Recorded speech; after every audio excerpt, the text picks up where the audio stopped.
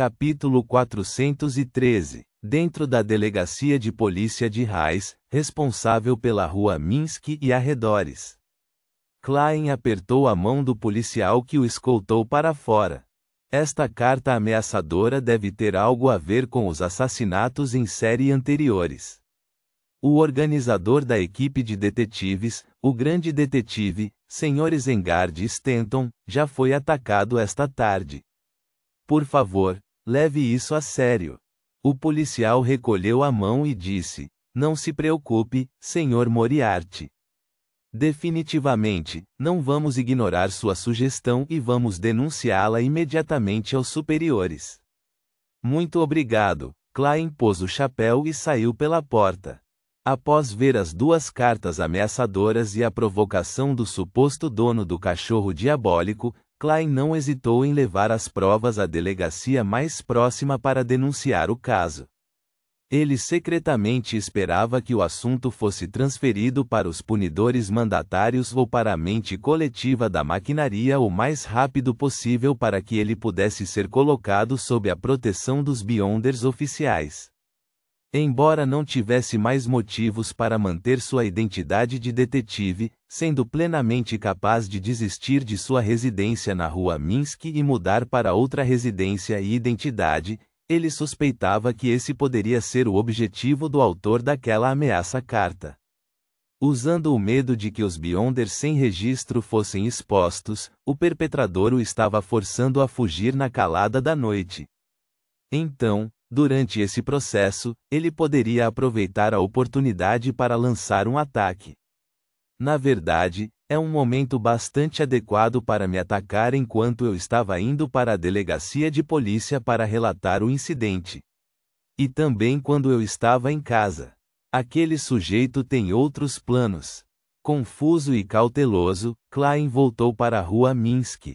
Assim que desceu da carruagem, viu uma figura vagando na frente de sua casa com a ajuda dos postes de iluminação em meio à garoa. O coração de Klein disparou, mas ele relaxou imediatamente ao reconhecer o visitante. Era Stuart, um detetive particular magro de estatura mediana, que o adorava. "Não posso ser descuidado. E se as sequências subsequentes do diabo tiverem um poder semelhante ao sem rosto?" Klein agarrou sua bengala com força e se aproximou lentamente, então deu uma tosse de sondagem. O detetive Stuart virou a cabeça abruptamente e disse nervosamente: "Sr. Moriarty, recebi uma carta ameaçadora. Dizia: todos vocês morrerão. Você também recebeu?" Klein deixou escapar surpresa ao mesmo tempo em que achava isso compreensível. Stuart também foi um dos detetives que Isengard Stanton reuniu para a investigação dos assassinatos em série. Os olhos de Stuart se arregalaram abruptamente. "Você também recebeu?" "Sim." Klein assentiu com seriedade. "Mais de uma, na verdade," ele acrescentou silenciosamente. "O que devo fazer?" "Primeiro fui visitar o Sr. Stanton, mas ouvi dizer que ele foi atacado, então vim imediatamente até você." "Oh, graças a Deus por suas bênçãos. Eu estava prestes a sair." Stuart deixou escapar. Klein apontou para a porta. "Vamos conversar lá dentro." Depois de entrar na sala de estar, Klein pediu licença para ir ao banheiro e foi apressadamente acima da névoa cinza para realizar duas adivinhações. Primeiro, era para confirmar que a pessoa era Stuart. E segundo, se havia algum perigo relativamente sério naquela noite. Ele recebeu uma revelação confirmando ambos. Em outras palavras, Stuart não era o inimigo disfarçado e seria uma noite de perigo considerável. Claro, esse perigo pode não acontecer bem na frente de Klein, mas alguém poderia ser eliminado em segredo. Essa era a limitação da adivinhação. Tudo o que ele pôde receber foi uma revelação de certo grau, não a resposta completa. Ele não conseguia obter uma resposta precisa. Além disso, as limitações do misticismo não podiam ser resolvidas por técnicas como a exclusão ou a dicotomia. Voltando ao mundo real, Klein apertou o botão mecânico do vaso sanitário e, em meio aos respingos de água, lavou as mãos e abriu a porta. Stuart, você gostaria de café ou chá? Klein perguntou de uma maneira completamente composta. Stuart se levantou e balançou a cabeça. Não, devemos discutir o problema primeiro. Embora tenha recebido muitas cartas ameaçadoras no passado, nenhuma delas se compara à que recebi hoje. Ele deve tê-las escrito usando sangue fresco. Minha intuição me diz que ele definitivamente vai agir, e que tem capacidade para isso. A propósito, o Sr. Stanton foi atacado pela mesma pessoa, não foi? Acho que sim, disse Klein estoicamente antes de se sentar. Isso provavelmente tem algo a ver com os assassinatos em série anteriores. A coisa comum que você, eu e o Sr. Stanton compartilhamos é esse caso. A reação de Stuart é um pouco exagerada. Ele está assustado com o ataque ao Sr. Stanton? Ao mesmo tempo, Klein observava Stuart cuidadosamente. Sendo contagiado por sua atitude, Stuart se acalmou significativamente. Ele sentou-se novamente e disse enquanto pensava, parece ser o caso. Antes que ele pudesse terminar sua frase, sons de tilintar de repente ecoaram na sala. Alguém havia tocado a campainha. Stuart instantaneamente se sobressaltou, como um pássaro assustado. Klein franziu a testa enquanto olhava para ele antes de se levantar para ir para a porta. Assim que tocou na maçaneta, a cena lá fora apareceu em sua mente. Os visitantes eram a detetive Caslana em seu casaco cinza, sua assistente ruiva, Lydia, e vários outros homens que pareciam familiares. Eles são todos os detetives particulares que o Sr. Stanton reuniu. Como esperado. Como Klein lembrou, ele reconheceu os visitantes.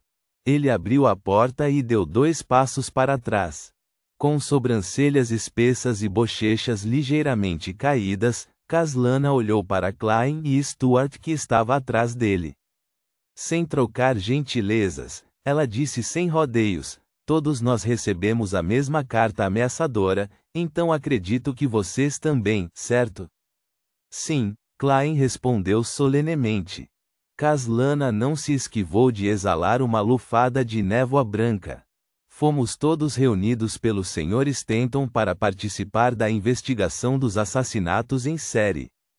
Essa é a única coisa que temos em comum. Eu também acho. Klein apontou para dentro de sua casa. Vamos conversar lá dentro. Observando a entrada dos 6 detetives particulares, Klein rapidamente analisou as intenções do dono do cachorro diabólico. Para provocar tamanha comoção, isso logo atrairá a atenção das organizações oficiais de Beyonder. Quem sabe, pode haver uma potência semideus guardando esta área, então como ele se vingaria?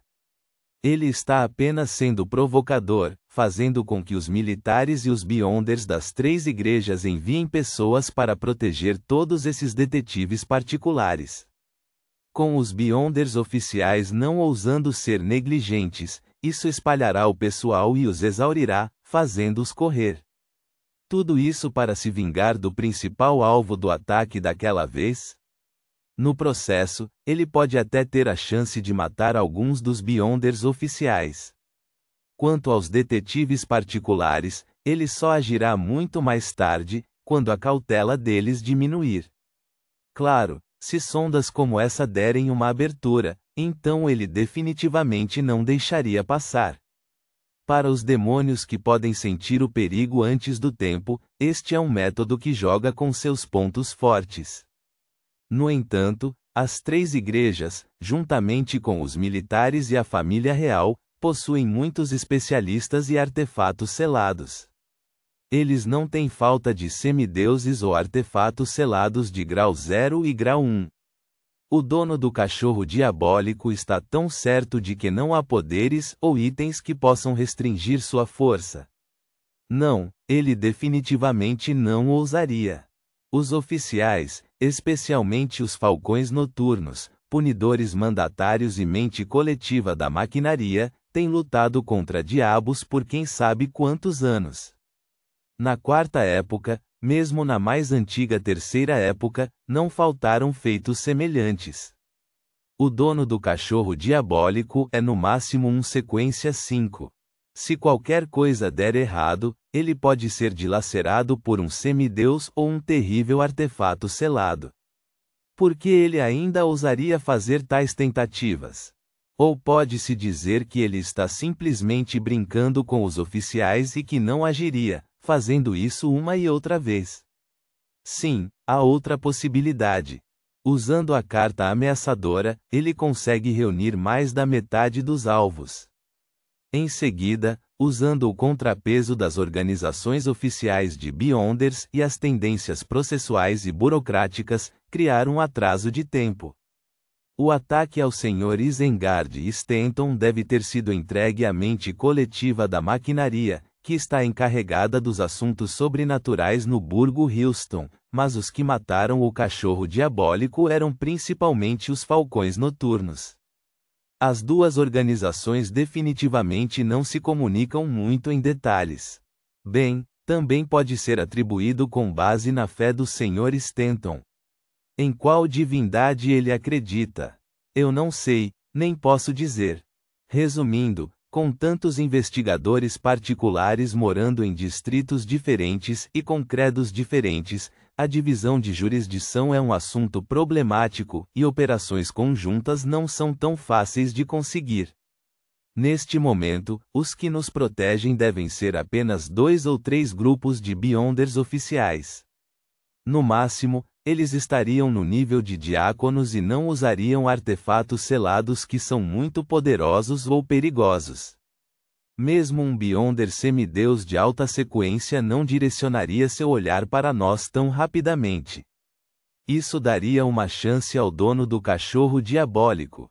Embora 3 a 4 grupos de Beyonders oficiais possam definitivamente matar um ou até mais de um sequência 5, desde que ele tire vantagem da situação, há uma boa chance de que consiga escapar com sucesso. Klein foi capaz de deduzir 2 ou 3 possibilidades em apenas 20 a 30 segundos, dando a cada uma delas uma opinião preliminar. Pensando no resultado da adivinhação que indicava que haveria perigo significativo esta noite, Klein acenou pensativamente com a cabeça, fechou a porta e entrou na sala de estar. Ele disse aos detetives sentados ou em pé: "Vocês chamaram a polícia."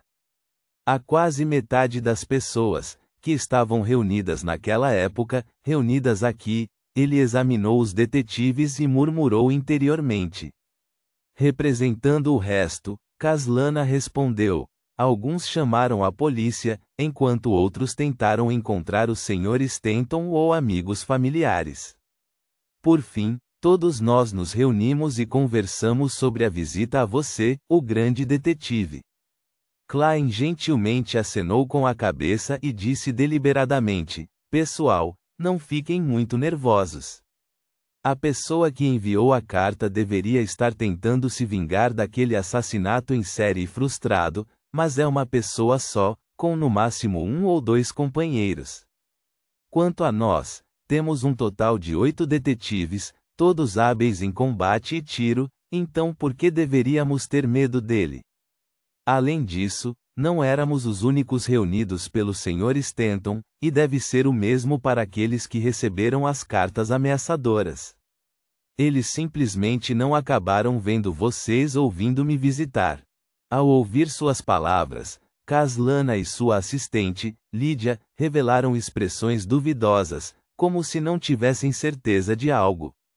Outro detetive respirou fundo. "Sr. Moriarty, talvez seja como você diz, não precisamos ter medo dele. Mas ele é uma cobra sinistra à espreita no escuro. Ninguém sabe quando ele lançará um ataque e ninguém pode se proteger com antecedência. Além disso, ele pode até prejudicar nossos familiares." "Familiares? Ah, minha esposa. Não, meu anjinho." Os detetives foram instantaneamente dominados por suas emoções ao exibirem reações exageradas. Parado atrás de Klein, Stuart tremia de medo e raiva. Não, eu não quero isso, ele murmurou, quase perdendo o controle de suas emoções. Assim que Klein e Caslana tentaram acalmá-los, Stuart de repente sacou sua arma e apontou para a nuca de Klein. Seus olhos estavam vidrados e suas emoções pareciam tê-lo dominado completamente. Ponto.